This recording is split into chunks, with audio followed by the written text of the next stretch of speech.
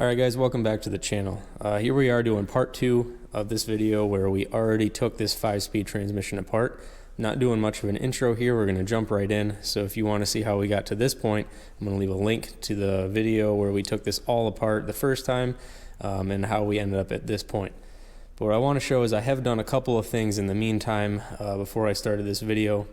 When we took the two case halves apart before, our input shaft here stayed in the other half. That's really just because of this seal here. It kind of sticks and it's going to be a 50-50 shot as far as where that goes. So I've just taken that out of the other half. Now that other half is completely empty and the shaft is now in this loaded half of the transmission.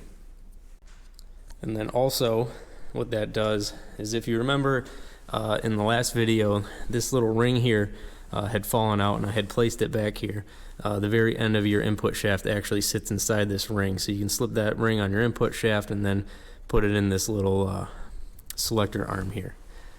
The other thing I went ahead and did is, in hindsight, we got a little overzealous taking all 4 of these bolts off of this bracket here. You really only need to take these top 2 off so that this empty half can come off.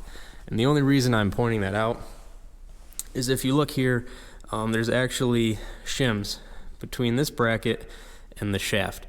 And these shims are placed there to locate this shaft exactly where it needs to be.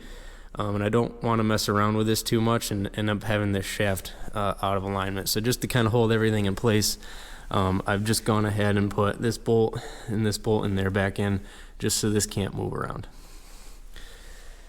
And lastly, what I've done is we've gone ahead and we've cleaned up all of our gasket surfaces. We did this half here,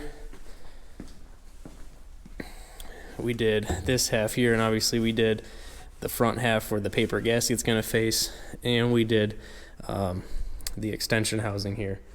One thing I did want to point out, because it is a little more than just running silicone along your outside edge, if you are cleaning up your old material, you're going to notice there's some material here and there's some material here. And at first I said to myself, that's inside the transmission, why would they put sealant there? Well, your bolts come through here, and if you didn't put any sealant, eventually the oil will work its way through the threads and you'll get a leak.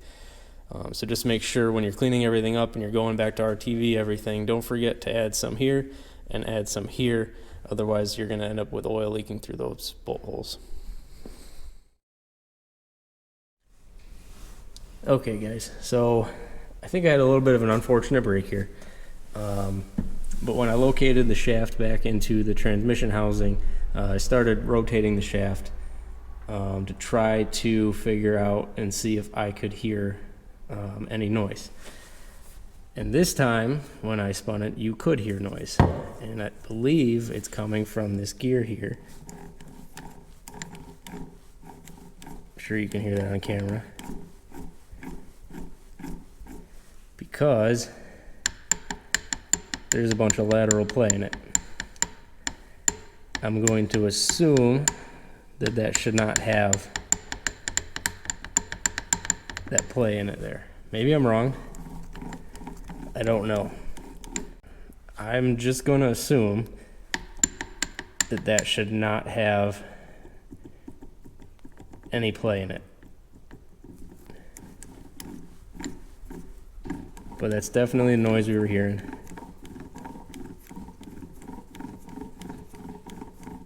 So that bearing inside there would still be turning because this whole shaft spins. And actually when I hold the gear itself, I can feel, like you can feel it inside there. So yeah, I think we found the culprit. So I'm actually going to take a look, see if we can't break this down and see what we may need to order. Fairly certain it shouldn't make that noise because none of these other ones do. Like this one here actually has some resistance behind it, and it's the same style gear as this one. This has no resistance, it's all loosey-goosey. I'm gonna assume that's what went wrong, because even if we come over here,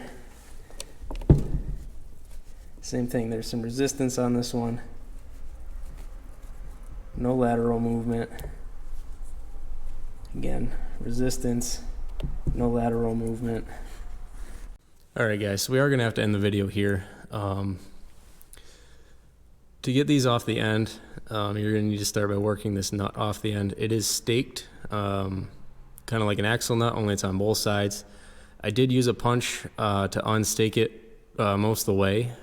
If this were like an axle nut on a CV shaft, I would just throw my impact on there and zip it off, but I don't want to risk damaging this shaft. I'm assuming it's hardened steel. It probably wouldn't be a problem, but I did that just to avoid the risk of damaging the shaft. Unfortunately, my biggest socket that I have in 3/8 inch drive is 32, and this appears to be 35. And I do have a 35 millimeter socket. You can see it's a little loose on there. I measured the nut with a caliper. It's 34.75.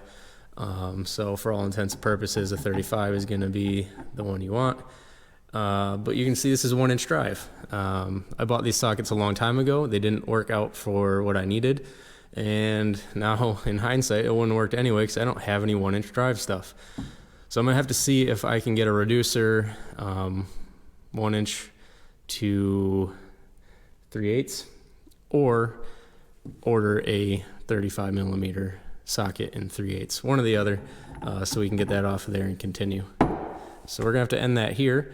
Hopefully in the next video we end up with the parts that we need to be able to replace. I'm assuming there's got to be like a bearing underneath of this gear here, and be able to replace the bearing, or maybe we got to do the whole gear. I don't know. And I really hope there's gonna be a part 3. But just keep in mind there may not be a part 3, so we're gonna leave it there. Like always, guys, please like the video.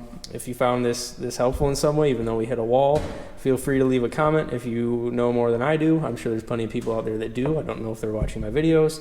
And don't forget to subscribe so you can always get updates to any future videos that I'll be doing. Thanks.